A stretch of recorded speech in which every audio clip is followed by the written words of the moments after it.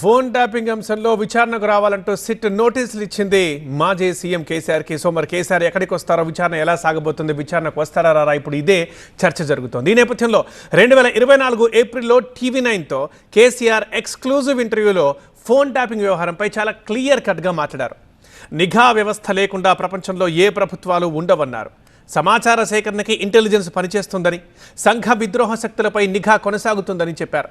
నిఘా వ్యవస్థ అనేది పరిపాలనకు సంబంధించిన అంశమన్నారు కేసీఆర్. టెలిఫోన్ ట్యాపింగ్ మీరు చేశారా లేదా మీ ప్రభుత్వం? రజనీకాంత్ గారు,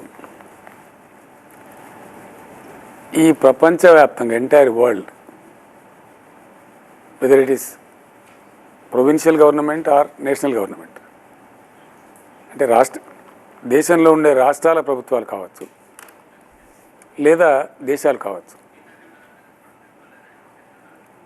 ఏ దేశానికైనా నిఘా వ్యవస్థ, గూఢచార వ్యవస్థ లేకుండా ఉండే ప్రభుత్వాలు ఉంటాయండి?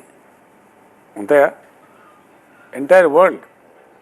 1, 2,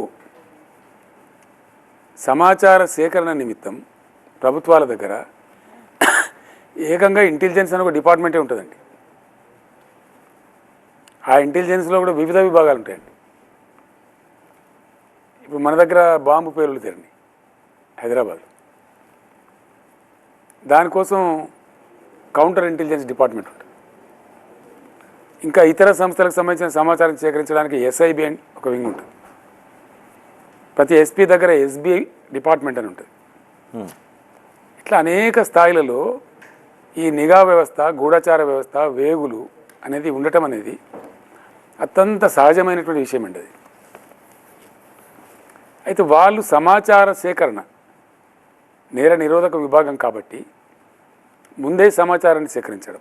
సపోజ్ ఏదైనా టెర్రరిస్టులు వస్తారు, హైదరాబాద్లో బాంబులు పెరుస్తారు, ఇంటెలిజెన్స్ పనిచేస్తుందండి దాని మీద. అందులో భాగంగా అనేక మార్గాలు ఉంటాయి వాళ్ళు సమాచారం సేకరించడానికి. సీక్రెట్ ఫండ్ ఇస్తారండి వాళ్ళకు, అన్అకౌంటెడ్ అన్ఆడిటెడ్ ఫండ్ కూడా ఇస్తారు వాళ్ళకు, ఆడిట్ లేకుండా ఇస్తారు. దేనికి ఖర్చు పెడుతున్న వాళ్ళు చెప్పరు.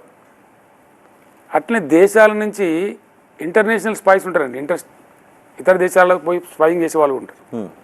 ఇవన్నీ చాలా సహజమైన విషయాలు. ఇది ప్యూర్లీ పరిపాలన సంబంధించినటువంటి అంశం అండి.